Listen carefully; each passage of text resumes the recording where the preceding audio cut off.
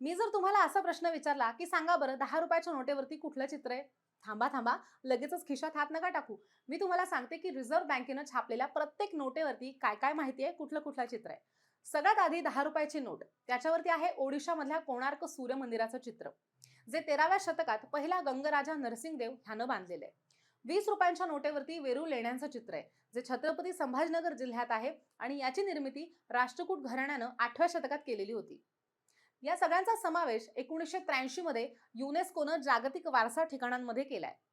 50 रुपयांच्या नोटावरती 16व्या शतकामध्ये विजयनगर साम्राज्यानं निर्माण केलेल्या कर्नाटकमधल्या हम्पी रथाचं चित्र आहे. तर 100 रुपयाच्या नोटेवरती 11व्या शतकामध्ये सोळंकी राजघराण्यानं निर्माण केलेल्या गुजरातमधल्या पाटणमधल्या राणीच्या वावचं चित्र आहे. 200 रुपयाच्या नोटेवरती सांचीच्या स्तूपाचं चित्र आहे, जे मध्य प्रदेशमध्ये आहे. आणि या स्तूपाची निर्मिती मौर्य राजवंशाच्या काळात 3ऱ्या शतकामध्ये झालेली होती. तर 500 रुपयाच्या नोटेवरती शहाजहाननं दिल्लीमध्ये निर्माण केलेल्या लाल किल्ल्याचं चित्र आहे. तर ही माहिती तुम्हाला कशी वाटली आहे? आजच ही माहिती तुमच्या सगळ्या मित्रपरिवाराला शेअर करा आणि अशाच नवनवीन माहितीसाठी ज्ञानदीप सरळ सेवा हे ॲप्लिकेशन डाउनलोड करा. Thank you.